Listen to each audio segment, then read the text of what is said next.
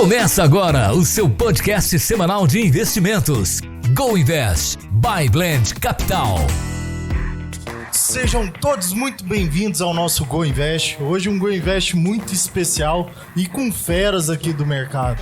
Primeiro do meu lado, Gabriel Santos, sócio estrategista da Blend Capital. Rafael Figueiredo, da Eleven. Jason Vieira, da Infinity As. Robert, da Modal.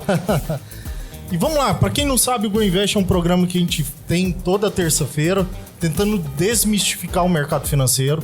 Eu acho que essa é a grande missão da Blend, é o que a gente acredita, é o que acha que vai fazer diferença na vida de cada um aqui. Então, conhecendo do mercado, sabendo como ele funciona, a gente pode fazer muito mais coisas juntos. Então, a Blend, além, muito mais do que escritório, a gente realmente quer ensinar como investir da melhor forma. E com isso surgiu o Go Invest. O Go Invest veio para fazer isso. E hoje tá com essas feras aqui pra gente bater um papo, vai ser ótimo. E aí já vamos começar esse bate-papo?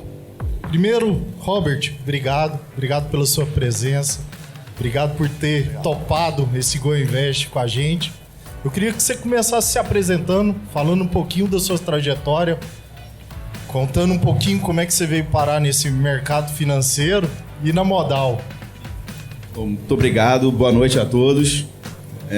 Meu sobrenome é um pouco difícil. Pois é, por isso que eu não falo. Eu percebi que você falou, cara, como é que eu falo esse sobrenome? Metida chiquitosa. Mas, gente, assim, eu tô no mercado financeiro há mais de 10 anos. Comecei minha carreira no BTG Pactual, acho que muitos aqui conhecem. Fiquei lá por 5 anos. Depois a XP Investimentos me fisgou e eu fui para lá e na XP eu comecei a trabalhar com esse modelo de escritórios de assessores, né, como a Blend é aqui. Fiquei na XP por mais 5 anos e agora eu estou no Modal. O Modal, para quem não conhece, é um banco que existe desde 95, foi fundado pelo Diniz Batista, que ele era sócio do Jorge Paulo Lemann, no então Banco Garantia. Não sei se muitos aqui conhecem, mas o Banco Garantia é considerado a gênese do mercado financeiro no Brasil. Jason Vieira, economista da Infinity Asset. Vamos começar com as mesmas coisas, né?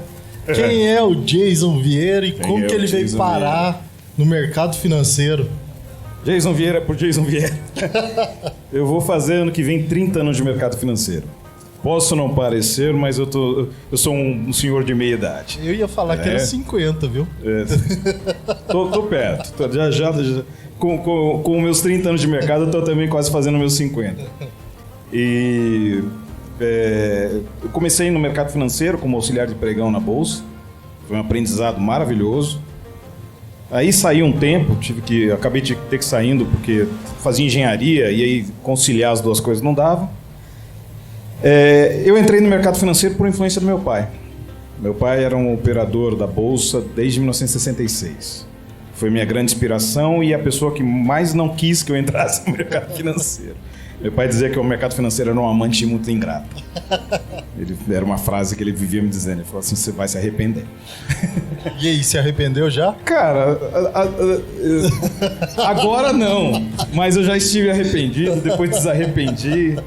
Pouco tempo que eu saí do mercado, eu me arrependi profundamente. Então eu prefiro ficar arrependido aqui do que ficar arrependido em outro lugar. Mas, de qualquer maneira, eu morei um ano nos Estados Unidos, voltei para cá e comecei a trabalhar numa corretora que chamava Quality. Que o dono se chamava Davi Fernandes, que por acaso é o Davi Fernandes, dono da Infinity. Olha só. Ou seja, o meu primeiro trabalho de mesa de operações, eu sentava com o alemão, Marcelo Voss, que foi meu professor, e meus dois Marcelos, que é o Marcelo Voss e o Marcelo Carvalho, que depois que eu saí de lá, eu fui trabalhar no JP Morgan. Eu fui Junior Economist no JP Morgan, trabalhei aqui em Nova York. Saí do JP Morgan, eu fui para Capital. Não, desculpa. Saí do JP Morgan, eu fui pro Crédit Lyonnais. Fui economista do Crédit Lyonnais. Depois eu fui pro Japão, passei um tempo trabalhando no Banco Sanwa. Que hoje, como todo banco japonês, virou Tokyo Mitsubishi. Na dúvida, o Tokyo vai lá e compra. Era um banco de 1672 e tal. Voltei pro Brasil. O departamento econômico da CM Capital Markets fui eu que fundei. Então todo mundo que passou lá depois, inclusive o Volpon, a galera toda, veio do departamento que eu trabalhei. Trabalhei na Capital, fui em 2001 para os Estados Unidos. Naquele fatídico 2001, eu estava lá em Nova York. E depois passei 3 anos lá, voltei para o Brasil. Fundei uma consultoria econômica, ainda trabalhando com o mercado financeiro, trabalhei muito com o pessoal do setor agrícola. Aí veio 2008, acabou com o meu business, como acabou com o business de muita gente. Trabalhei no Banco Cruzeiro do Sul, aí saí um tempo do mercado, depois do desastre do Cruzeiro, e fui trabalhar com recuperação judicial. Nossa. Foi um dos momentos que eu acho que eu ganhei mais dinheiro na minha vida. E o que eu não queria sair da cama de manhã. Nossa. Eu acordava de manhã sem vontade de sair da cama. Putz. Tal era o piso de trabalhar com aquilo. E aí o Davi, há quase 7 anos, foi lá e falou: Vem pra cá. Vem pra cá. Aí graças a Deus estou lá já há quase 7 anos na Infinity. E muito feliz. Sou um dos sócios lá agora. Tamo indo. E o Rafael Figueiredo? Rafael Figueiredo é carinhosamente conhecido como Rafi, né? Pra gente que trabalha com a parte de análise técnica, eu acho que a grande maioria de nós que conhece, trabalha com isso, tem um lugarzinho no coração pro cara, porque, pô, eu já aprendi muito, conheci hoje e agora, além da admiração pelo trabalho que ele faz nessa parte técnica, que complementa muito bem com todos os fundamentos que ele bota, é uma pessoa, assim, de muito bom trato, muito gentil e muito boa vibe. O que assim, mais que você pode falar da gente, do Rafael? Boa noite. Não, mas peraí, eu tenho que fazer uma consideração. O primeiro evento que a Blend, quando a Blend surgiu, quem veio aqui falar foi o Rafi, cara. E desde então eu posso falar que ele é sócio daqui, porque tem ajudado a gente sempre. É um cara que não tem nem como agradecer tudo que ele fez pela Blend, tudo que ele faz. Tá dentro do nosso coração, já é membro da família aqui. Fantástico. A Blend, é um prazer enorme estar aqui novamente com vocês. É uma equipe extraordinária, uma equipe que vem crescendo e parabéns pelo crescimento de vocês. Mas extraordinário, obrigado, né? Mais uma vez, eu acho que vocês agora se juntando ao Modal torna ainda tudo isso muito extraordinário e certamente vocês estão num foguete aí pronto para decolar. Por um ambiente de mercado que, enfim, cada vez mais todos nós vamos precisar, não tem jeito, vamos precisar tratar do nosso bolso, como a gente cuida do nosso armário, como a gente cuida das nossas vidas, não tem jeito. Então, acho que tem um caminho longo por aí pela frente. Me apresentando rapidamente e um pouco da minha história, né? Rafael Figueiredo, eu comecei no mercado em 2002. E direto foi minha primeira corretora que eu trabalhei, foi meu primeiro estágio, inclusive, foi a Ágora Corretora.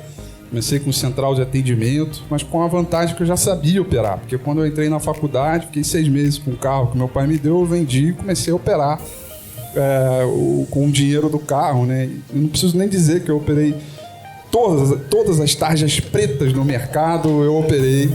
Todas, né? Tudo que era agitado, volátil e que você, né, que subia 10 ou caía 10, eu operava, né? Para aprender, né? Então, eu aprendi com meu pai, que não tem nada a ver com o mercado financeiro. Meu pai é administrador hospitalar, aposentado. E meu pai falou: olha, se você perder o carro, acabou. Você vai trabalhar a sua vida e qualquer dia desse aí você vai conquistar o seu carro de volta, etc. Então, eu aprendi na largada que não perder era a coisa mais importante do que ganhar. Esse foi o maior aprendizado que eu tive logo na largada. E aí, quando você entra no mercado para aprender a se defender, eu aprendi que você fica mais tempo no mercado, e quando você fica mais tempo no mercado, mais oportunidades aparecem, mais você se defende, e aí isso se retroalimenta. Cá estou eu aqui, daqui a pouquinho vou completar 20 anos de mercado. E sempre passei por corretoras e bancos, né? Fui da Ágora Corretora, depois eu saí da Ágora, fui para uma corretora chamada a iCap, que é uma corretora gigantesca, globalmente falando. Montou uma filial em São Paulo, no Rio de Janeiro. Fui convidado para me mudar do Rio para São Paulo, através da Clia Corretora. Fomos comprados, me tornei sócio da XP Corretora, né? Fomos comprados pela XP, acho que boa parte das pessoas passam, né, por esse universo, então eu entendo muito bem a sua fisgada, né? Porque acontece, não tem jeito, o mercado tá aí. E em 2000, isso eu me mudei para São Paulo em 2013, fomos comprados, e aí decidi, né, literalmente vender as ações do Itaú, que até então não é sócio da XP, vender Itaú para comprar as ações da Eleven, que foi fundada em 2014, e me juntei ao sócio, né, estrategista-chefe, o Adeodato Neto, amigo de todos aqui, né, idealizador da casa de análise chamada Eleven Financial, e eu vim com esse propósito, eu vim com essa ideia já pensando num mercado à frente, que é esse mercado que a gente vive hoje, um mercado ainda mais descentralizado, com uma tecnologia e um acesso gigantesco, com um crescimento gigantesco de novos investidores individuais, pessoas físicas interessadas no mercado. Então vamos começar o bate-papo aí, vamos para a primeira pergunta. Excelente. Então eu já vou começar então. No que a gente estava falando mais cedo, a gente é recorrente, porque chega pra gente. Eu gostei muito do que o Rafael falou, que essa é uma questão que a gente sempre atende de cliente, o Arthur em especial. Puxa, não tem nada para investir, às vezes o pessoal fica, a gente tem muito uma questão de calma, espera, antes de ganhar é muito importante não perder. E aí a gente recebe várias e várias questões e ponderações em relação assim, poxa, eu falei mais cedo, um pouquinho mais cedo que, ok, a gente nos 3 últimos meses a gente tem visto só relatório de macroeconomia mostrando deterioração da macroeconomia. E aí quando a gente vai ler sobre aquela questão de arrecadação do governo central, arrecadação em alta, relação dívida do país, PIB também embaixo. Às vezes assim, gente do céu, o que está acontecendo? Essas coisas batem? Isso tudo é decorrência só, por exemplo, da expansão da base monetária? Ou tem alguma outra coisa que a gente talvez esqueça de falar ou esqueça, né, de levar em consideração? Putz, eu gostei da cara do Jason escutando seu áudio. Bom, vamos lá. O Rafi, por conta do próprio Dato, aliás, eu conheci o Rafi pelo Dato, nós fazemos parte de um grupo que chama Juventude Pro Cautela. É uma brincadeira, porque todos cabelos brancos e todos, com exceção do Osama, que é o economista lá da Eleven, são todos senhores de meia idade, mas é a brincadeira isso, porque nós temos uma visão muito pragmática em relação a como os bancos centrais têm atuado no mundo recentemente, desde antes da crise, na verdade. E nosso ponto de vista era sempre de dizer o seguinte: não dá para manter essa política de derrame ilimitado de dinheiro no mundo, que isso vai ter consequência em algum momento. No ano passado, nós fomos provavelmente, eu mais vocalmente do que o restante deles, por conta da minha presença em mídia, porque as demandas do Rafi são mais voltadas a mercado, as demandas do Dato, às vezes, são um pouco mais macro, o restante do pessoal da juventude também são mais relativas. Para mim, o pessoal vem e pergunta na lata, falar de juros, falar de mercado. Nós éramos muito críticos desta postura que o Banco Central adotou no ano passado, de achar que a gente era a Suíça, jogar juros a 2%, e isso foi acompanhado de uma claque dos meus colegas economistas, que todo mundo batendo palminha para o Banco Central. Só que lá atrás nós já estávamos alertando que havia um achatamento de margem, havia uma série de problemas que estavam acontecendo na economia, que iam acabar se juntando com uma série de problemas globais, que iam acabar fazendo o que está acontecendo agora. E aí, esses dias eu até coloquei um post no Twitter, pegando um post de literalmente um ano atrás, deu falando literalmente isso tudo. Um ano atrás eu falei que isso tudo ia acontecer, que os mesmos economistas que estavam fazendo o claque para o Banco Central cortar os juros iam ser os mesmos economistas que iam falar para o Banco Central subir para 12% os juros. Por que eu trouxe isso à tona do que você falou? O Brasil, em termos fiscais, em alguns indicadores, inclusive de atividade econômica, ele está com um bom passado. Os números fiscais estão excelentes. A arrecadação, obviamente, ela tem um impacto inflacionário. Então, base inflacionária, ela sobe, mas, ao mesmo tempo, ela subiu em termos reais. Ou seja, houve arrecadação. E isso se choca, de novo, com outra premissa da qual eu sou contrário aos que os meus colegas também estão preconizando para o próximo ano. Eu chamo isso de síndrome de Chicken Little. Lembra aquele desenho animado Chicken Little? O céu está caindo na nossa cabeça, tal, aquela história toda. bate o pânico, sai todo mundo correndo. É aquela pessoa assim, que a hora que sai correndo, em vez de esperar as mulheres e as crianças, não, atropela todo mundo, fecha a porta e o prédio tá pegando fogo. Mais ou menos isso. E essa síndrome de Chicken Little está fazendo parte dos analistas projetarem para o próximo ano recessão.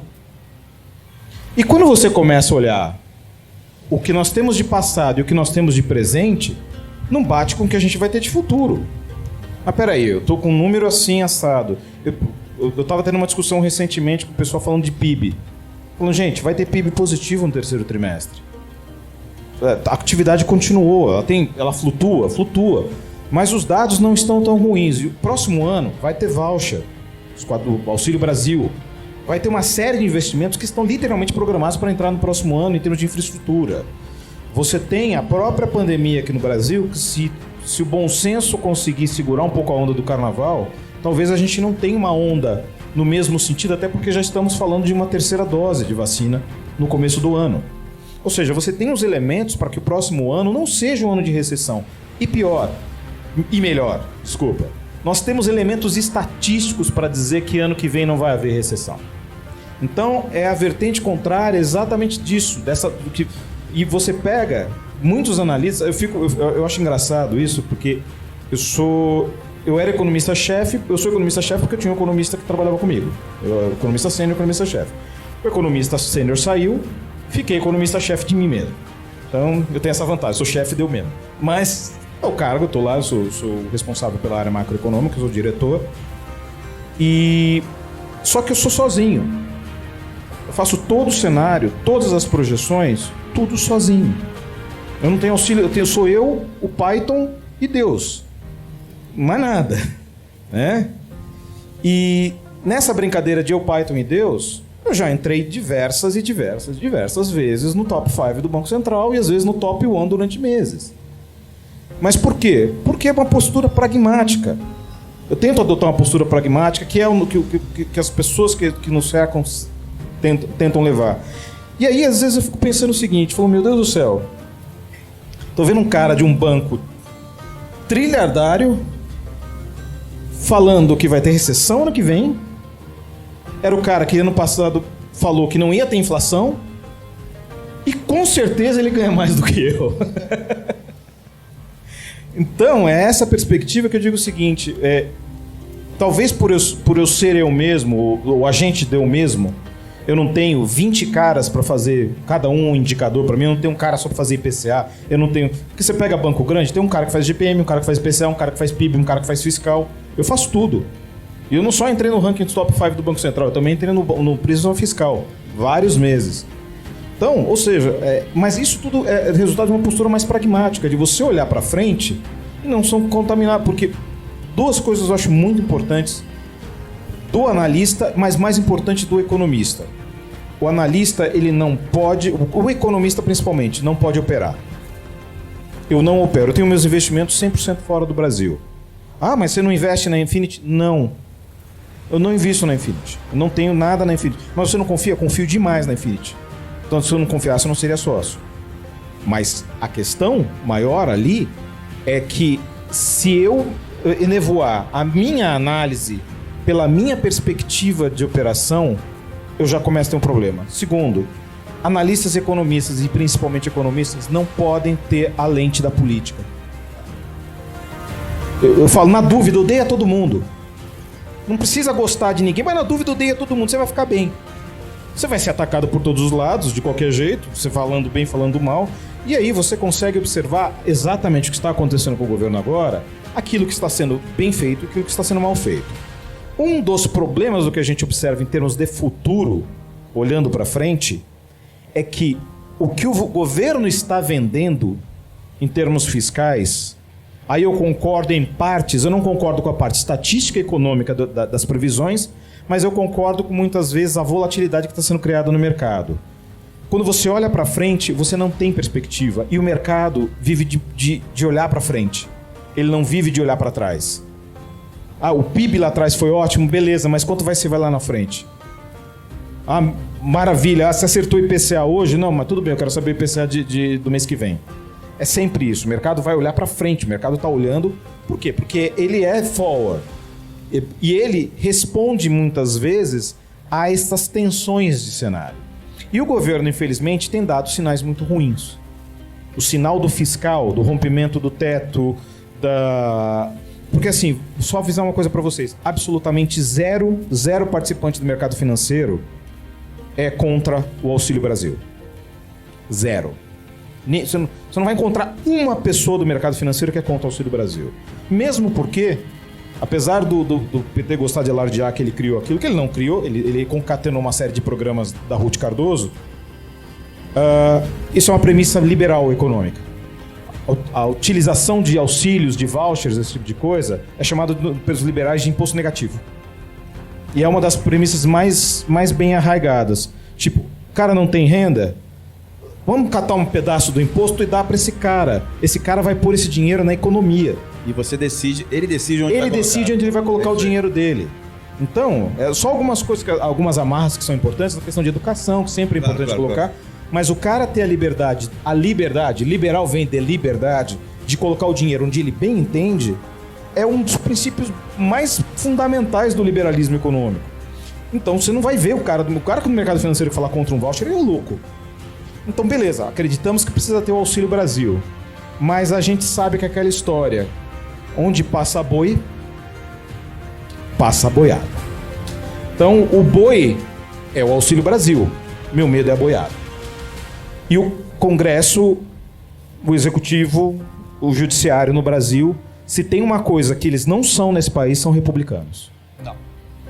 O Judiciário opera em causa própria, o Executivo opera em causa própria e o Legislativo opera em causa própria. O que sobrar, o país se beneficia. Então, óbvio, você vai ver atraso nas votações, você vai ver... Eu estou muito preocupado, por exemplo, que o governo já desistiu da reforma administrativa. E estes sinais são que estão gerando a volatilidade.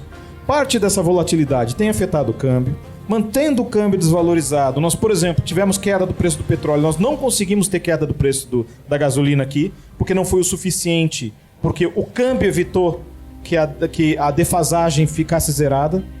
E, obviamente, aqui no Brasil... tudo tem piso, mas nada tem teto. Ou seja, a gasolina ganha piso. Gente, eu tava lembrando, não faz muito tempo. Eu acho que foi em 2018. Eu ficava buscando em São Paulo gasolina 3,80. Vocês imaginam gasolina 3,80 de novo? Essa é a desgraça de ser brasileiro. Você não consegue mais imaginar. Normalizamos o problema. Normalizamos. E o problema do Brasil, que eu digo o seguinte: o grande problema do Brasil é que o Brasil é um país literalmente caro para brasileiro. Proporcionalmente, em termos de salário, o Brasil é caríssimo para se viver. Se você é gringo aqui e ganha em dólar, nada de braçada, vai embora. Nossa senhora, você é o rei da cocada preta aqui. Agora, amigo, se você é brasileiro ganhando em real, os custos são em dólar. E esse é o problema. Então, assim, a perspectiva, ela não é ruim em termos econômicos, mas ela é problemática em termos fiscais. Isso gera volatilidade, alimenta uma inflação que já é global, depois a gente fala dela um pouco. Ela é uma inflação que ela tem características de uma infelicidade dos bancos centrais. E vem a volatilidade da política. Mas, apesar de tudo, o brasileiro ele é resiliente. E ele sendo resiliente, ele consegue segurar, ele consegue investir, mesmo olhando para o ano que vem, que vai ter uma eleição, um fiscal louco e tudo isso que acontece. Aliás, todo mundo que investe em ano de eleição no Brasil é herói, né? Só tem... Cara, você tá investindo em ano de eleição, eu tô falando investir assim, não só mercado financeiro. Mercado financeiro é o melhor ano de oportunidade para ganhar dinheiro, é ano de eleição. Eu aviso para vocês, eu estou falando de investir na economia real, ou seja, você pegar seu dinheiro e empreender. Vamos trocar a palavra, empreender. Em ano de eleição, tu é macho. E se tem uma palavra que é um mantra nesse momento, é diversificação também, né? Assim, acho que isso... Sim, com certeza. Isso a gente vê muito, assim, pelo menos na minha jornada no mercado financeiro, eu via muito aquele investidor que sempre foi muito conservador, monoproduto, tá no banco ainda, e quando ele resolve botar o pé ali fora daquele CDB do banco, ele coloca num produto totalmente fora do perfil de risco dele e só naquele produto. Então, quando aquele produto, que ele nunca está acostumado, que ele tem alguma variação, alguma volatilidade, aí ele volta para o banco desesperado. É o cara do CDB que vai para o small caps, né? Exatamente. Ou até para uma criptoativa, por exemplo. Aí é mais ainda. Então, assim, o mantra nesses momentos de volatilidade e de um cenário de incerteza é diversificação. Você não tem outra palavra.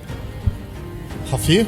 Eu quero completar aqui que o Jason brilhantemente trouxe absolutamente todos os pontos, mas eu queria trazer um pouco mais próximo que é da nossa realidade, que eu imagino que muitos aqui sejam empresários, enfim, donos do seu próprio negócio ou estão dentro de uma empresa, etc.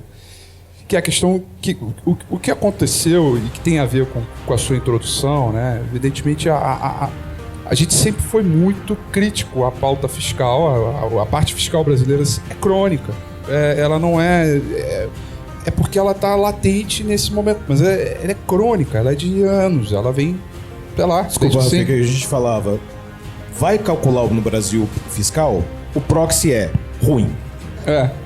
Pronto. Não tem, nunca conte. Você virar e falar assim, não, mas a nossa projeção de inflação próximo ano estava baixa porque a expectativa de arrecadação fiscal não, tá errado. Então você parte do princípio que e o fiscal, gente, é orçamento, é o nosso orçamento, todo mundo aqui, né, tem uma forma de renda. E você sabe que se você gastar 2, 3, 5, 100 vezes mais a tua renda, ainda que você se financie, vai chegar uma hora que estoura tudo e ponto. E você não consegue fomentar qualquer tipo de negócio, no caso do Brasilzão, que eu gosto de chamar de Brasilzão, você não consegue atrair investimento, você não consegue comprometer com questões de longo prazo, você não consegue sequer respeitar regras e contratos e metodologias, porque o fiscal é um verdadeiro vai e vem. Então, é verdade, o fiscal estava maravilhoso dentro dessa onda. Uma base ruim, né? Se comparar com base anterior, é uma base ruim. Um governo que ele veio numa reforma de Previdência, né? Ele começou com uma reforma da Previdência que, puxa, veio de um capital político, né? E aí veio de uma esfera, caramba, vão tratar o fiscal, as pessoas começavam a falar que talvez o grau de investimento podia voltar, né? Lembrando, a gente perdeu o grau de investimento, né? E a gente ainda não recuperou, né? Não, somos junk. Continuamos junk, né? E aí, houve uma circulação do tipo, olha, se for nessa linha de pensamento, a gente volta ao grau de investimento. E acreditem, né? A melhor fase de investimento, principalmente em mercado de capitais, é quando a gente está em junk e vira grau de investimento. É a fase mais eufórica que existe em toda a história de mercado. Você pode 2007, pegar isso em qualquer bolsa, qualquer lugar. 2007, né? Que foi 2007, 2008 que a gente teve esse período, a gente já teve isso. Mas você pode pegar historicamente em qualquer lugar do mundo, né? E é o que a gente sonhava para 2020, né? E que foi que aconteceu. Bastante expectativa disso acontecer. Então, essa quebra esse fiscal, ele vem tentando consertar com algumas pautas reformistas, reformas estruturantes que eram relevantes. E, infelizmente, hoje a palavra eram, né? Não, porque eu gostaria de ter dito que foi relevante, né? Eram. E por que essa troca? Porque o governo começou com isso e aí, ao longo do tempo, o próprio ministro da Economia ele foi se desidratando. A gente teve um vai e vem danado, o presidente também não ajuda, e aí você tem um embate, você cria um ciclo ali e uma poluição gigantesca de diversas frentes, e aí você não consegue trabalhar, né? E o tempo passa, o mandato está indo embora, está acabando, vamos começar a pensar em eleição, e aí você faz um clique, né? Então, o que aconteceu para a gente chegar para esse fiscal é que a gente herdou positivamente algumas decisões importantes lá atrás e que vinham se desenvolvendo. E aí o fiscal começou a melhorar. E aí o Tomás Sarkis, você falou que era você e o Python, né? Eu sei programar em Python, então tem um pouquinho dele, mas eu tenho o Tomás, né? Então é o Tomás Sarkis, que é o Osama, que a gente chama carinhosamente de Osama. Fui eu que doutrinei ele, viu? Fui eu que doutrinei, porque ele tava no R. Aí eu falei, vamos começar, passei as bibliotecas pra ele, mais um está no time. E eu tenho o Tomás pra me dar o guidance, né? Tomás, e aí? O que você tá vendo de PIB? Tô vendo tanto. Eu falei, opa, vou modelar assim e vou ver. O que você tá vendo de inflação? Então eu tenho ele pra dar o guidance. E aí o alerta veio dele. Ele falou, Rafi, é o seguinte, o fiscal tá ficando bom, tá legalzinho, e se a gente começar a gerar o superávit, eu tenho medo. Porque é aquela coisa, né? Você vem de déficit. Quando sobra uma coisinha, vai vir o Congresso vai dizer, o governo tem dinheiro, tá na hora de gastar e vambora, né? Então esse foi o primeiro clique dele, foi logo no início do ano. E puxa, isso é preocupante. Então o que aconteceu, pra gente viver esse momento, é que houve uma quebra de expectativa e houve uma quebra de confiança. A confiança que para o mercado hoje é algo mais relevante. O mercado, ele olha, ele vê a equipe econômica desidratada, que muda o seu direcional referente ao momento da eleição, muda completamente, né? Inclusive o discurso é diferente, e aí um governo que no início da pandemia defendeu a economia, defendeu a abertura, fomentou os negócios, e agora ele não quer saber da economia, ele quer saber agora da eleição para depois fomentar a economia novamente. Então, o auxílio emergencial, certamente ele é importante, não somos contra, evidentemente, tem que sempre começar dessa parte, mas o ponto é que é preciso organizar a casa. Se 100% do orçamento do governo está carimbado para algum destino e que não sobra absolutamente nada para as coisas mais triviais de que todos nós aqui precisamos, né? Saúde, educação, segurança, etc. Vamos lá, não é 100%, é 95%. Mas não sobra nada, né? Não sobra. E aí você tem que ter margem de manobras o tempo inteiro. E aí o meu pessimismo é o Congresso Nacional, porque quando você tem que tratar fiscal, você tem que passar pelo Congresso Nacional. Porque quando você quer tratar de base monetária, você vai no Banco Central, tem a turma ali, você juro para cima, juro para baixo, você...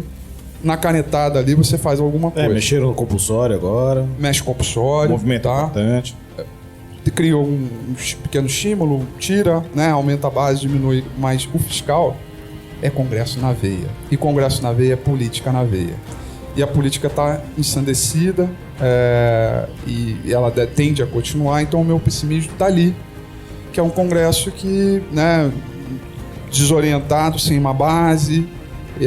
E aí fica difícil, né? Então, o que a gente defendeu o tempo inteiro de um fiscal, quer dizer, eu continuo indicando, evidentemente, muita bolsa, muito renda variável, mesmo com a última queda, mas eu sempre fui comprador de dólar, né? O ano inteiro, para quem acompanha meu trabalho, eu compro dólar, e dólar quando ele foi para base de 5, eu falo, olha, é a hora, vem, abraço o dólar à vontade, porque você tem questão internacional.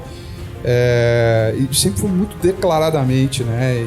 A compra de dólares, você é renegando o Brasil, você não quer o real, não sei o quê. Eu falei, cara, o problema é o fiscal, não, mas eu continuo comprando dólar e bolsa, né? Então é um momento desse que a gente tem que a gente passa, e o fato de você, quando você comprar dólar, você cai num universo de diversificação, que é hoje o mantra sagrado a ser seguido para a gente atravessar essa turbulência.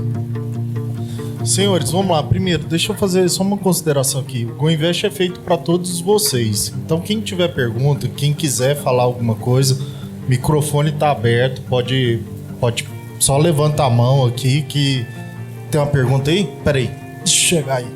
Primeiro fala seu nome e pode mandar bronca. Boa noite a todos. Meu nome é Maurício. Sou fã, Rafi, e escuto você falando direto. Depois que o carro bate, não adianta querer fazer seguro. Escuto direto. O que você acha desse excesso de confiança para os nossos influenciadores digitais de preço não importa, caiu, comprou? Isso não está levando a tendência de não fazer seguro e simplesmente porque eu não vou fazer seguro porque se cair eu vou comprar mais. E também a questão de você fazer o seguro na hora certa, não chegar depois que a bolsa caiu 20% e querer fazer seguro agora. Você acha que a gente consegue, através dos influenciadores digitais, aumentar essa ideia de fazer seguro, fazer caixa quando o mercado está em alta, comprar put, vender bola? Tá precisando de mais disso dos influenciadores? Excelente pergunta, hein? Cara, agora... Eu já diria para não ouvir influenciador digital. Pois era isso que eu ia comentar, né? Agora. Eu vou ser mais delicado. Porque... A gente teve um boom de influenciadores, né? Então, eu vou chegar nesse ponto. Então, assim, virou uma bagunça. Isso, todo mundo é influenciador. Eu gosto daquele hoje, cara, né? eu não vou falar nome, mas aquele cara que ele faz um gráfico assim, né? Fala assim, você compra aqui e vende aqui. Aí você fica milionário. É o gênio com J. Aí ele entra num helicóptero, aí a hora que ele tá lá em cima é outro. A CVM tá de olho nisso. Cara, mas Mas a CVM demora demais, né? pois. CVM enche Ela muito foi- mais o saco do cara que opera direito, às vezes faz Sim. uma operação fora do limite do que o cara que tá lá escancaradamente falando um monte de besteira. Aí você reclama com a CVM fala, não, isso aí é direito do consumidor. Maurício, né? Maurício, excelente a sua questão. Vamos lá, assim, eu vou dar um passo atrás para que a gente chegue nesse universo que a gente está aqui agora. Né? O passo atrás é o seguinte, né? A gente viveu o período de bull market, né? Mercado de alta muito forte, e também vivemos períodos de crise, que foi principalmente a maior de todas, de 2011 ali até 2016, um pouquinho 17, aí veio o Lava Jato, que afundou mais ainda, etc. E depois a gente entrou num movimento bacana. Desses altos e baixos de crise, de bull market, né, de tendência de alta, o único período que a gente teve para esse universo de influenciadores foi esse último tendência de alta que começou em 2016 e eu considero que terminou em esse ano, né? Então começou com bolsa lá embaixo, eu não me lembro onde era o fundo, mas 131 mil pontos era o high da bolsa. Então eles tiveram ali mais ou menos quase 2 anos para fomentar o teu negócio. E aí sim, tem que falar da inovação tecnológica. Eu acho que tem um número importante para te dar, que a gente saiu de um universo de... Há 2 anos saímos de um universo de 2 milhões de CPFs e hoje nós estamos em 4. Então significa que para cada ano teve 1 milhão de CPF a mais, né, mais ou menos a conta, e 76% dos novos entrantes, pessoas físicas no mercado, eles entraram com base na influência de um influencer. Então é um mercado que a gente tem que... tem uma relevância na participação. Só que tem um problema, que é relevante também, que ele só viveu o mercado de alta. Né? É uma turma jovem, é uma turma ávida, é uma turma cheia de energia, é uma turma extremamente criativa, é uma verdade, né? E que converte análise em conteúdo, né? Então essa é a diferença entre influencer e analista, tá? O influencer converte análise em conteúdo e o analista analisa, ponto. O analista tá lá, certificado, tem seu registro na CVM, APMEC, as recomendações vão para as instituições, etc. E o influencer, a auditoria dele, né, a certificação dele é o engajamento, é o algoritmo, é o que seja por ali pelas redes sociais. Então, eu dei esse passo atrás para pegar um pouco leve, porque é muito fácil você bater no influencer hoje, porque, de fato, ele tem uma importância neste mercado que a gente vive. Mas, para o universo de pessoa física, ele também não sabe do histórico dessa pessoa, né? E essa pessoa não viveu uma crise.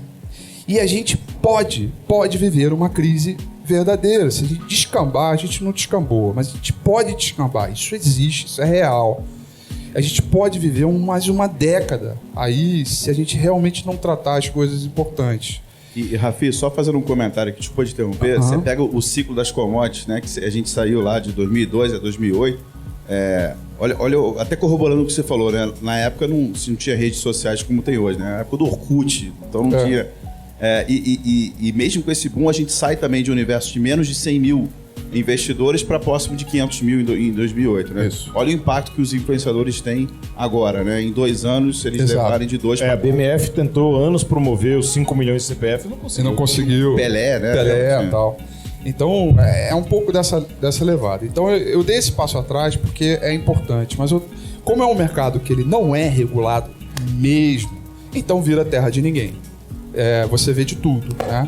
Desde pirâmide, que aconteceram lá no Rio, Cabo Frio, Búzios, a turma lá, né? Tem um cara no movimento bilionário, eu não estou falando de milionário, estou falando de bilionário. Desde questões de pessoas que são sérias e estão tentando fazer um bom trabalho. Então, dito isso, eu vou para a sua resposta, que é o seguinte: como ele não viveu uma crise, ele não está preparado. Ele tem conteúdo e é criativo para o universo que está agora, né? Porque aí ele vai falar de diversificação, ele vai falar ele vai ter assunto para todos os momentos. porque ele vai ler o jornal do dia, vai ver o que está pegando e vai criar. E vai ser, isso é importante para fomentar o mercado. Mas ele não viveu uma crise, né, verdadeiramente. Então, tá aí um problema. E aí, foi aí que eu senti a necessidade de me destacar um pouco. Então, quando a gente estava na euforia, e mercado e um sinal de euforia de mercado são o número de IPOs. Quando você tem IPOs aí acontecendo o tempo inteiro, né, ou seja, a quantidade de empresas não listadas indo para a Bolsa, é um sinal gigantesco que também aconteceu em 2007/2008, com um número de empresas bem menor, e hoje foi infinitamente maior. Então, isso estava muito latente. Então, foi o meu caso, né? Então, eu imagino que a sua pergunta tenha visto por conta dos vídeos que eu faço. Gente, começou uma euforia. Então, agora é a hora de começar a procurar proteção, né? Porque, primeiro, ela tá barata, né? Ninguém quer, então tá super barata. E é algo que vocês provavelmente não vão querer me ouvir, porque vocês estão sentindo no bolso crescer, as coisas estão andando, as coisas estão... Proteção custa. E tá tudo beleza, mas eu vou deixar aqui porque eu vou deixar gravado, porque quando acontecer eu vou resgatar isso em algum momento.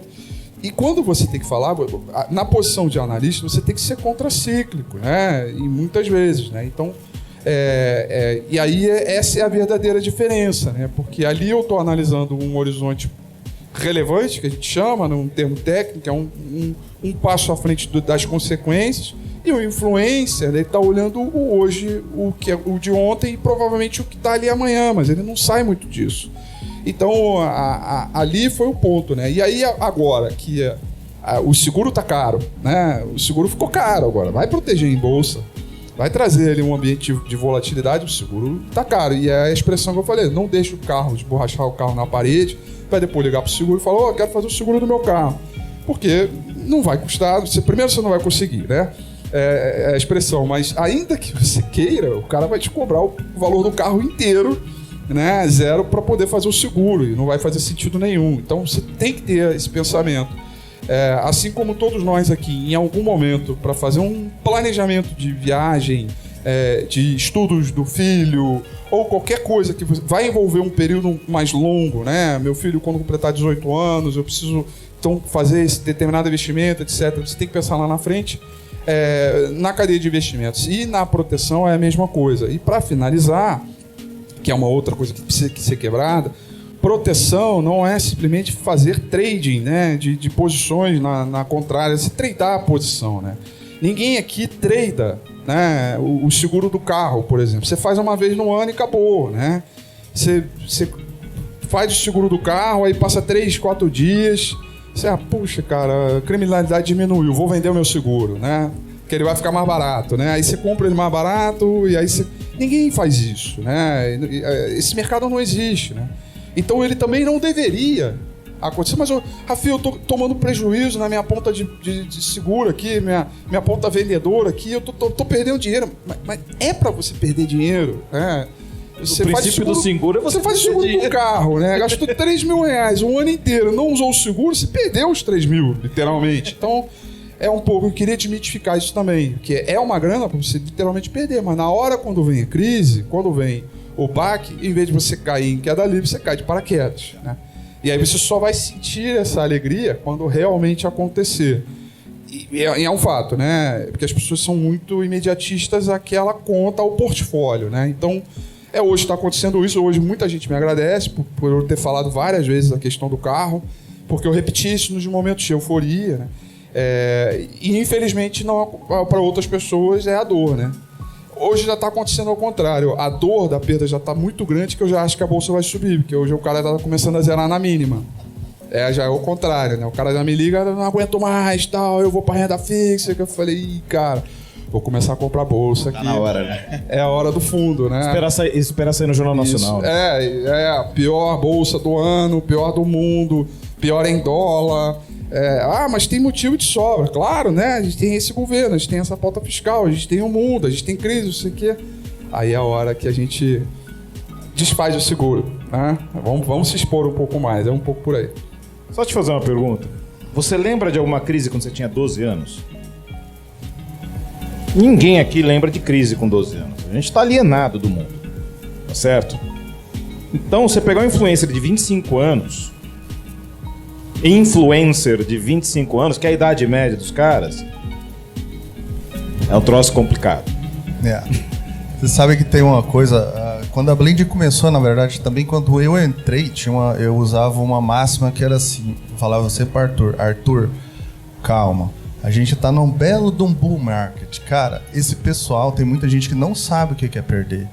Não sabe, não aceita o que é perder. Até o seu cachorro se apertar para comprar qualquer coisa de olho fechado no bull market, tem cripto de cachorro, corre o risco dele ganhar dinheiro.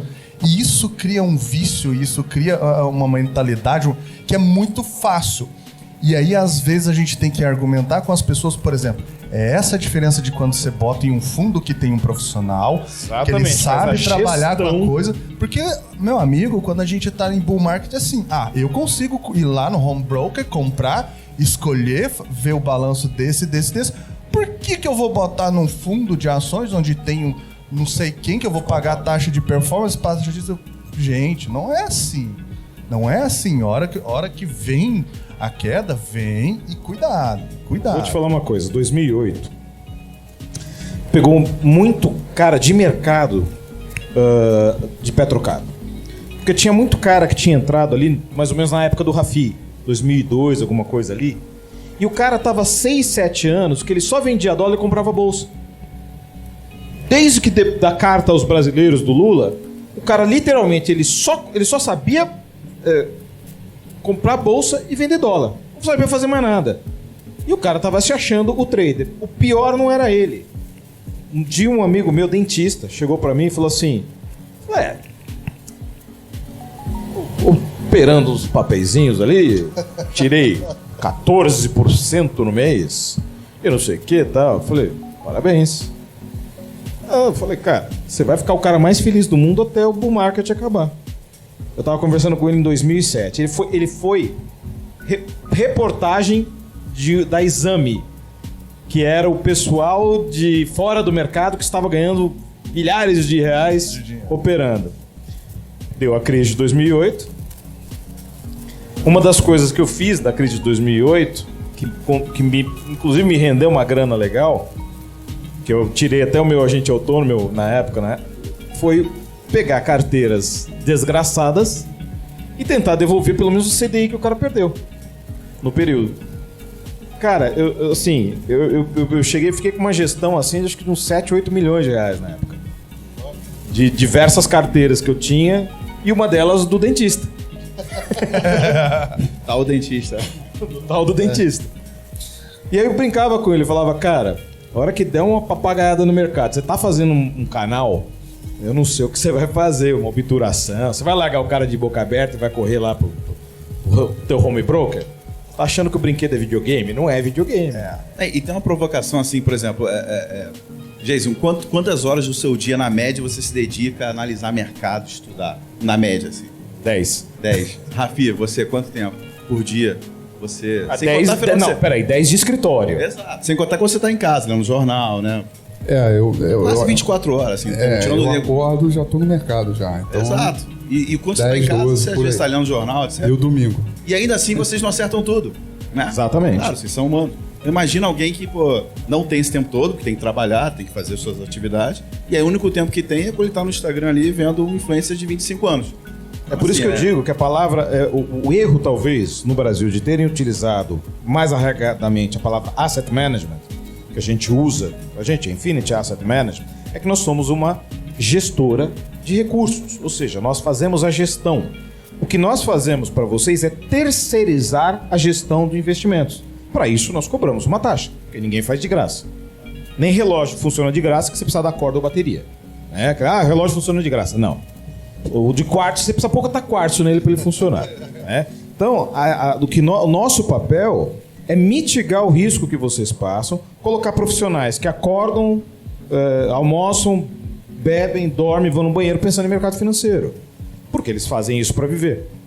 Então, nós temos lá uma série de traders lá que são pessoal 10, sabe? Tremenda numa gestão, pessoal de primeiríssima. E é exatamente isso. E o mercado financeiro, ele é uma coisa que assim, o que tem mais próximo do mercado de trabalho americano no Brasil é o mercado financeiro.